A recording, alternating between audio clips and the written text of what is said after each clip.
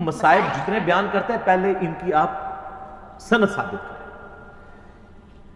اگر آپ اس کو ڈیپ کریں گے، دنیا کی جتنی کتابوں میں سیدنا عمر پہ یہ الزام لگایا گیا کہ وہ نعوذ باللہ حضرت فاطمہ کے قاتل ہیں،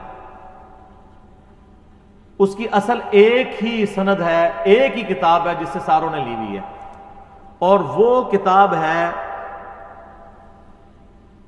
سلیم بن قیس ہلالی کی. اردو میں ہم سلیم بولتے ہیں، یہ لفظ سلیم ہے عربی. یہ کہتے ہیں حضرت علی کے اصحاب میں سے تھا، تابعی تھا، ان کے ساتھیوں میں سے تھا.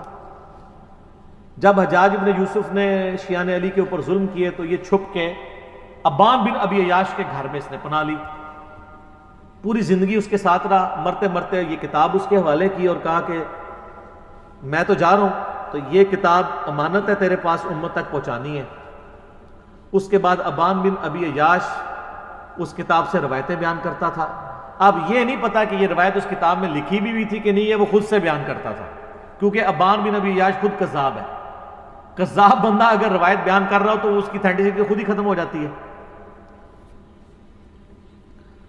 ابان بن ابی عیاش وہ ہے جس کو صحیح مسلم کے مقدمے میں امام مسلم نے لکھا ہے کہ یہ کذاب جھوٹا راوی ہے.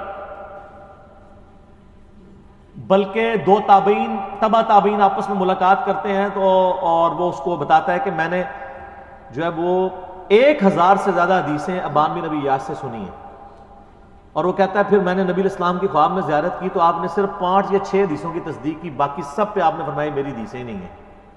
ابان بن ابی عیاش کا یہ حال ہے. یہ 140 ہجری میں یا 146 ہجری میں فوت ہوا ہے. کذاب. یہ اس نے واقعہ گھاڑ کے بیان کیا ہے. دنیا میں جہاں بھی آپ کو واقعہ ملے گا نا، ابان بن ابی عیاش کے حوالے سے ملے گا، اور وہ کہے گا جی مجھے جو کتاب ملی تھی سلیم بن قیس ہلالی کی اس سے. اور یہ نہ سمجھیے گا یہ صرف سنی سے کہہ رہے ہیں کذاب ہے. علامہ خوئی جو ہیں اہل تشیع کے، وہ بھی کذاب سمجھتے ہیں اسے. شیعہ کے نزدیک بھی جھوٹا راوی ہے، لیکن یہ سودا چونکہ وہ ذاکرین نے بیچنا تھا، اور مجھے دکھ ہے بعض علماء بھی یہ سودا بیچ رہے ہیں شیعہ کے. ان کو تو کم از کم شرم و حیا کرنی چاہیے کہ اس کی سند ثابت بھی ہے کہ نہیں. پہلے تو سند کے ساتھ واقعہ ثابت کریں، اگلی بات تو بعد میں ہوگی. جب ایک چیز ثابت ہی نہیں ہے اور آپ وہ سودا بیچ رہے ہیں اور اتنی بڑی بات کر رہے ہیں، بالکل جھوٹا واقعہ ہے یہ. کوئی سیدنا عمر قاتل فاطمہ نہیں ہے، ورنہ مولا علی پوری زندگی کبھی بھی کمپرومائز نہ کرتے. مولا علی کو یہ حدیث نہیں پتا تھی، بخاری و مسلم دونوں میں حدیث ہے، فاطمہ میرے جگر کا ٹکڑا ہے، جس نے فاطمہ کو تکلیف دی اس نے مجھے تکلیف دی، اور جس نے فاطمہ کو قتل کیا ہو مولا علی اس کے ساتھ ہو، اور اپنی بچی کا رشتہ ام کلثوم کا اس کو دے دیں. اور یہ وہ چیز ہے جو شیعہ کی کتابوں میں موجود ہے. وہ تعویل کرتے ہیں کہ جی وہ زبردستی لیا تھا. انکاری کوئی نہیں ہے، ذاکرین انکاری ہو جائے، ذاکرین تو ہے ہی جاہل ہے نا، ان کے پاس تو علم ہے ہی نہیں ہے. حضرت عمر چاہتے تھے میری اہل بیت کے ساتھ نسبت کام آئے مجھے قیامت الدین، تو حضرت علی سے ان کی بچی کا رشتہ مانگا. تو اس طرح ہوتا. پھر حضرت علی رضی اللہ تعالیٰ عنہ چیف جسٹس کا عہدہ قبول کرتے حضرت عمر کے دور کے اندر کہ تو میرے بیوی کا قاتل ہے تو ہاں میں تیرا عہدہ قبول کرتا ہوں. اور ناج البلاغہ سے میں نے خطبہ بتایا، جنگ قادسیہ میں جانے سے روکا ہی مولا علی نے کہ عمر اگر تو مارا گیا تو پیچھے ہمارا ستیہ ناس ہو جائے گا. ان کی جان کو قیمتی سمجھتے ہوتے اپنے بیوی کی قاتل، اور بیوی نہیں صرف جنتی عورتوں کی سردار. بخاری مسلم حدیث ہے میری بیٹی فاطمہ جنتی عورتوں کی سردار ہے، اور ترمذی میں آگے الفاظ ہیں حسن و حسین جنتی نوجوانوں کے سردار ہیں. تو ہم تو مولا علی کے ساتھ کھڑے ہیں بھی علیہ السلام.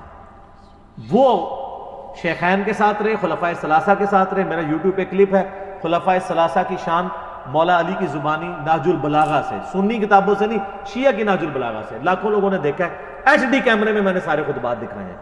یہ بالکل جھوٹ ہے کہ وہ نعوذ باللہ سیدہ فاطمہ کے قاتل تھے، اور کہتے ہیں دروازہ پھینک دیا. اللہ کے بندو دروازے تو اس ٹائم ویسے ہی کوئی نہیں تھے. ہاں میں قرآن سے ثابت کرتا ہوں. قرآن میں آیا جب کسی کے گھر جاؤ تو اجازت لو. اعلیٰ ہونا چاہیے تھا دروازہ کھٹکھٹاؤ، کیونکہ اگلے زمانوں میں ابھی بھی گاؤں ایریا میں آپ چلے جائیں تو صرف پردے لٹکے ہوتے ہیں، باہر سے صرف آواز لگاتے ہیں میں اندر آ سکتا ہوں، عورتیں پردہ کر لیں چلے جائیں. اسی لیے تو مسلم شریف میں حدیث آتی ہے نا کہ نبی علیہ السلام کی چارپائی کے نیچے وہ ایک کتے کا پلا چلا گیا تھا تو حضرت جبرائیل اندر ہی نہیں آئے تھے، تو وہ سگے مدینہ کیسے پہنچ گیا اندر؟ صرف پردہ ہوتا تھا، تو دروازہ کو نہیں گرایا، وہ پردے ہی ہوتے تھے، دروازہ وغیرہ کو نہیں گرایا. یہ بالکل جعلی بات ہے، جھوٹی بات ہے، اور یہ فٹنگ نہیں بیٹھتی ہے.